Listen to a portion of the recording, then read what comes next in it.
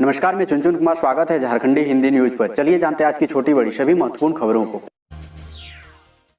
Black fungus को महामारी घोषित करने की तैयारी। सीएम हेमंत सोरेन डॉक्टर और शिशु रोग विशेषज्ञों के साथ किया बैठक। झारखंड में हालांकि कोरोना के संक्रमण कम रहे हैं, लेकिन ब्लैक फंगस के बढ़ते मामले और तीसरी लहर की आशंका से झारखंड सरकार चिंतित है। सूत्रों के अनुसार झारखंड सरकार ब्लैक फंगस को महामारी घोषित करने की दिशा में काम कर रही है। राज्य में ब्लैक फंगस के 27 मामले हैं। वहीं रांची के रिम्स में अब तक 18 मरीज सामने आए हैं। मुख्यमंत्री हेमंत सोरेन रविवार को मुख्यमंत्री आवासीय कार्यालय से वेबिनार के जरिए कोरोना संक्रमण की तीसरी लहर की संभावना के मद्देनजर संक्रमण से बचाव हेतु तैयारियों के संबंध में देश एवं राज्य के विभिन्न अस्पतालों के डॉक्टर, विशेषज्ञ डॉक्टर एवं शिशु रोग विशेषज्ञ डॉक्टरों के साथ विचार विमर्श किया।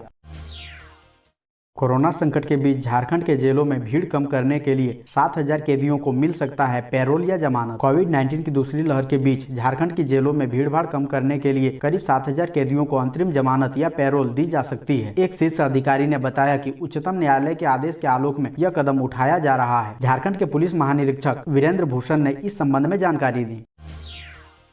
हेमंत सोरेन ने कहा, कोरोना की दूसरी लहर में नियंत्रण के बाद सीबीएसई 12वीं बोर्ड की परीक्षा हो। झारखंड के मुख्यमंत्री हेमंत सोरेन रविवार को रांची स्थित अपने आवासीय कार्यालय से केंद्रीय माध्यमिक शिक्षा बोर्ड द्वारा सीबीएसई 12वीं बोर्ड की परीक्षा, प्रोफेशनल कोर्सेस एवं एंड एंट्रेंस परीक्षाओं के आयोजन को लेकर वीडियो कॉन्फ्रेंसिंग के जरिए हुई बैठक में सम्मिलित हुए। मुख्यमंत्री ने बैठक को संबोधित करते हुए अपने सुझाव रखे। मुख्यमंत्री ने कहा कि केंद्रीय माध्यमिक शिक्षा बोर्ड द्वारा आयोजित यह बैठक महत्वपूर्ण है। युवा पीढ़ी की चिंता करना जरूरी है। केंद्र सरकार द्वारा आगामी परीक्षाओं के आयोजन को लेकर चिंतन किया जा रहा है। यह सराहनीय पहल है।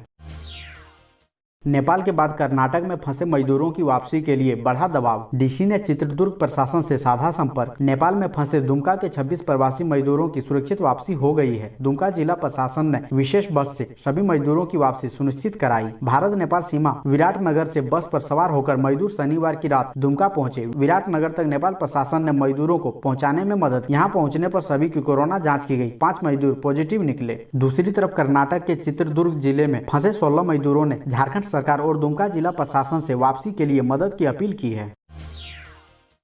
झारखंड के सभी रसोइया सहायिकाओं को अब प्रति माह मिलेगा 2,000 रुपए मानदेय। झारखंड के मुख्यमंत्री हेमंत सोरेन ने मध्याह्न भोजन योजना के अंतर्गत कार्यरत रसोइया सहायिकाओं को राज्य के योजना अंतर्गत दिए जाने वाले अतिरिक्त मानदेय को लेकर 39,79,55,000 रुपए व्यय करने की स्वीकृति दे दी है। आधिकारिक सूत्रों ने रविवार को बताया कि यह राशि वार्षिक 10 माह के लिए है। ज्ञात हो कि केंद्र प्रायोजित इस योजना के अंतर्गत विद्यालयों में पढ़ाने वाले विद्यार्थियों के लिए मध्याह्न भोजन के तहत कार्यरत प्रत्येक रसोइया सहायिका को 1,000 रुपए मानदेय देने का प्रावधान है।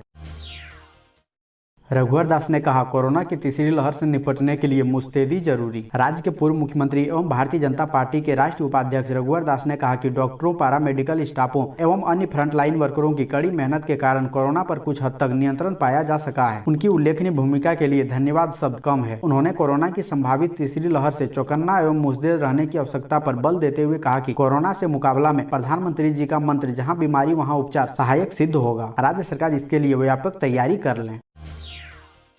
डीजीपी का फर्जी फेसबुक अकाउंट बनाकर पैसे मांगने वाला उत्तर प्रदेश के मथुरा से गिरफ्तार। झारखंड के डीजीपी नीरज सिन्हा का फर्जी फेसबुक अकाउंट बनाकर उनके कर्मियों को फ्रेंड रिक्वेस्ट भेजकर उनसे रुपये मांगने के आरोपित को रांची पुलिस ने उत्तर प्रदेश के मथुरा से गिरफ्तार कर लिया है। गिरफ्तार आरोपित लियाकत है, जो उत्तर प्रदेश के मथुरा जिले के गोवर्धन थाना क्षेत्र की स्थित मंडोरा का रहने वाला है। रांची पुलिस ने मथुरा पुलिस व राजस्थान की डिग पुलिस के सहयोग से उसे गिरफ्तार किया है। उसके पास से वो मोबाइल भी बरामद कर लिया है, जिसका प्रयोग उसने फर्जी फेसबुक अकाउंट बनाने में व रुपये मांगने में किया है।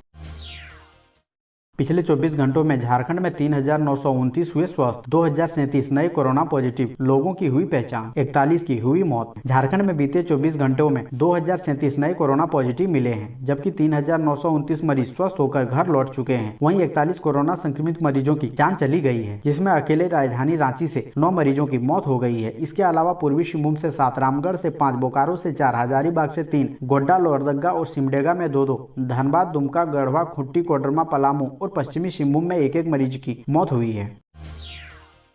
झारखंड में खाद की कालाबाजारी करने पर होगी कड़ी कार्रवाई। कृषि मंत्री बादल पत्रलेख ने दिए जांच के आदेश। झारखंड के कृषि, पशुपालन एवं सहकारिता मंत्री बादल पत्रलेख को बढ़ी हुई कीमतों पर खाद मिलने की शिकायत मिल रही है। इसे गंभीरता से लेते हुए उन्होंने सचिव को निर्देश दिया कि इस संदर्भ में सभी जिलों के उपायुक्तों को जांच कर कड़ी कार्रवाई करने को कहें। इसके लिए टास्क फोर्स का गठन किया जाए और दोषियों के खिलाफ कार्रवाई की जाए।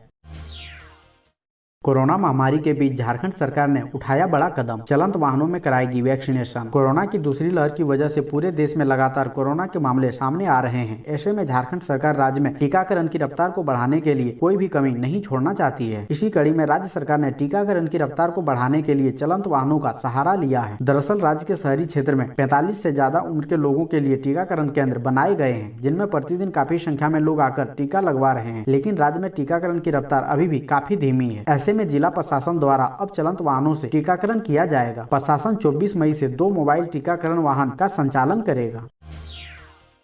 रघुवर दास ने कहा, पत्रकारों को मिले फ्रंट लाइन वॉरियर्स का दर्जा। पूर्व मुख्यमंत्री रघुवर दास ने मुख्यमंत्री हेमंत सोरेन पर पत्रकारों के प्रति असंवेदनशील होने का आरोप लगाया है। उन्होंने रविवार को बयान जारी कर कहा है कि कोरोना जैसी भयावह महामारी दौर में राज्य के सभी पत्रकारों को फ्रंट लाइन वॉरियर्स का दर्जा नहीं देना, पत्रकारों के लिए प्रस्तावित पेंशन योजना लागू नहीं करना और कोरोना काल में दिवंगत पत्रकारों के परिजनों को 5-5 लाख की अनुग्रह राशि नहीं देना मीडिया कर्मियों के प्रति हेमंत सरकार के अन्यायपूर्ण रवैया का नमूना है। उन्होंने इस मामले में अपना आग्रह दोहराते हुए तीनों मांगों पर मुख्यमंत्री से तुरंत अमल करने की मांग की है। अलग अलग तरीके से लोगों से ठगी करता है साइबर क्रिमिनल। देवघर में कई सामान समेत 12 आरोपी गिरफ्तार। झारखंड के बाबा नगरी में साइबर क्रिमिनल अपना पैर पसार लिया है। हर दिन किसी न किसी को अलग अलग तरीके से ठगी कर रहा है। इसी सिलसिले में देवघर साइबर थाना की पुलिस ने 12 साइबर क्रिमिनल को गिरफ्तार किया है। इन साइबर क्रिमिनल के पास से पुलिस ने 3 laptop, 19 mobile phone, 28 SIM card, 2 passbook, 1 chequebook, 6 ATM समेत 1 बुलेट बरामद किया है। इस बात की जानकारी SP अश्विनी कुमार ने पत्रकारों को दी। कोरोना काल में CBSE 12वीं बोर्ड की परीक्षा को लेकर CM हेमंत सोरेन ने क्या दिए सुझाव। झारखंड के मुख्यमंत्री हेमंत सोरेन रविवार को अपने आवासीय कार्यालय से केंद्रीय माध्यमिक शिक्षा बोर्ड द्वारा CBSE 12वीं बोर्ड की परीक्षा, प्रोफेशनल कोर्सेज एवं इंट्रेंस परीक्षाओं के आयोजन को लेकर आयोजित वीडियो कॉन्फ्रेंस के जरिए हुई बैठक में शामिल हुए। मुख्यमंत्री ने कहा कि परीक्षा फिलहाल स्थगित होनी चाहिए, क्योंकि कई बच्चे संक्रमित हुए हैं और वे अभी स्वास्थ्य लाभ ले रहे हैं। वर्तमान हालात में अगर परीक्षा आयोजित होती है तो संक्रमण के फैलाव की आशंका से इनकार नहीं किया जा सकता। इस संदर्भ में वे 2 दिनों के अंदर केंद्रीय माध्यमिक शिक्षा बोर्ड को लिखित सुझाव भेजेंगे। ब्लैक व व्हाइट फंगस के इलाज के लिए MGM अस्पताल में बनेगा विशेष वार्ड। CS ने सभी अस्पतालों में किया अलर्ट जारी। ब्लैक फंगस के बढ़ रहे मामले को देखते हुए साक्षी के Mahatma Gandhi memorial medical college अस्पताल में विशेष वार्ड बनाने की तैयारी की जा रही है। इसे लेकर MGM अधीक्षक डॉक्टर संजय कुमार के नेतृत्व में एक बैठक की गई। इसमें तैयारियों का खाका खींचा गया। बैठक में उपाधीक्षक डॉक्टर नकुल प्रसाद चौधरी, ENT विभागाध्यक्ष डॉक्टर BS हांसदा व डॉक्टर रोहित झा शामिल हुए। हेमंत सोरेन ने कहा, झारखंड सरकार ने मृत्यु के आंकड़ों को किसी भी प्रकार से छिपाने का कार्य नहीं किया। मुख्यमंत्री हेमंत सोरेन ने रविवार को रांची स्थित अपने आवासीय कार्यालय से वेबिनार के जरिए देश एवं राज्य के विभिन्न अस्पतालों के विशेषज्ञ डॉक्टरों के साथ संवाद किया। कोरोना संक्रमण से निपटने तथा मरीजों के बेहतर इलाज को लेकर विशेषज्ञ डॉक्टरों से सुझाव और अनुभवों के बारे में जाना। सभी डॉक्टरों ने कोरोना संक्रमण जैसे खतरनाक महामारी से निपटने के दौरान स्वयं द्वारा किए गए कार्यों एवं अनुभवों को मुख्यमंत्री के साथ साझा किया तथा कई महत्वपूर्ण सुझाव भी दिए। डॉक्टरों ने मुख्यमंत्री के समक्ष कोरोना संक्रमण की तीसरी लहर की संभावना के मद्देनजर आने वाली मुश्किलों और चुनौतियों के संबंध में विचार विमर्श किया तथा चुनौतियों से निपटने की तैयारी कैसी होनी चाहिए, इस संबंध में अपने सुझाव भी दिए। दिव्यांग बच्चों की शिक्षा के लिए शिक्षक करेंगे पहल। ग्रामीण क्षेत्र के वैसे दिव्यांग बच्चे जो किसी कारण से शिक्षा से वंचित हैं, अब वे भी स्कूल में पढ़ सकेंगे। इसके लिए शिक्षकों को पहल करनी होगी। हाल ही में जिला शिक्षा पदाधिकारी और जिला शिक्षा अधीक्षक की बैठक में शिक्षकों को इस संबंध में निर्देश दिया गया। जिन गाँवों में भी ऐसे दिव्यांग बच्चे हैं जो आर्थिक तंगी या अन्य कारणों से स्कूल से वंचित हैं, उन्हें शिक्षा से जोड़ा जाएगा। जिस गाँव का बच्चा है उसे नजदीकी स्कूल के शिक्षकों को इस संबंध में पहल करनी होगी। वैक्सीनेशन में आ रही एक नई परेशानी, मांगा जा रहा है झारखंड के निवासी का प्रमाण पत्र। कोरोना के टीकाकरण में एक नई तरह की परेशानी सामने आ रही है। खासकर युवाओं के टीकाकरण में यह भी मांगा जा रहा है कि आप झारखंड में रह रहे हैं, इसका कोई प्रमाण होना चाहिए। इसमें यहाँ की किसी कंपनी या संस्थान का आई कार्ड मांगा जाता है। यह सबके पास नहीं होता है। जमशेदपुर पूर्वी के विधायक व झारखंड सरकार के पूर्व मंत्री सरयू राय शनिवार को टेल्को स्थित टीकाकरण केंद्र का निरीक्षण करने गए थे। उन्हें वहाँ पता चला कि कई युवा इसलिए टीका नहीं ले पा रहे हैं क्योंकि उसके पास इसका प्रमाण पत्र नहीं है कि वे झारखंड में रहते हैं।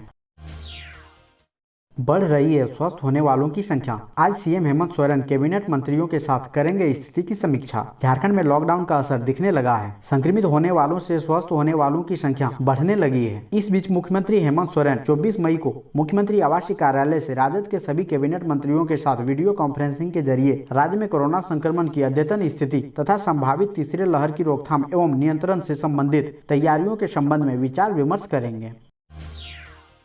झारखंड में प्रतिनियोजित शिक्षकों के वेतन भुगतान पर लगी रोक हटाने की मांग। झारखंड राज्य माध्यमिक शिक्षक संघ ने कोरोना नियंत्रण में प्रतिनियोजित शिक्षकों के वेतन भुगतान पर लगी रोक को हटाने की मांग की है। संघ की ओर से प्रतिनियोजित में धांधली करने वाले अधिकारियों और कर्मचारियों को चिन्हित कर कार्रवाई करने तथा प्रतिनियोजन में रोटेशन व्यवस्था लागू करने का आग्रह किया है। संघ की ओर से रांची के उपायुक्त को लिखे पत्र में बताया गया है कि कोरोना नियंत्रण में सहयोग के लिए लगाए गए शिक्षकों के प्रतिनियोजन में काफी धांधली की जा रही है। कोरोना पॉजिटिव रिपोर्ट के बाद भी शिक्षक को ड्यूटी पर लगाया जा रहा है। एक शिक्षक को 2 से 3 स्थानों पर एक ही समय में ड्यूटी लगाई गई है। कई शिक्षकों की मां का निधन हो गया। सूचना देने पर भी ड्यूटी लगा दी गई। इसके कारण शिक्षकों को शोकॉज नोटिस जारी कर वेतन रोक दिया गया। अभी तक वेतन भुगतान नहीं हो पाया है।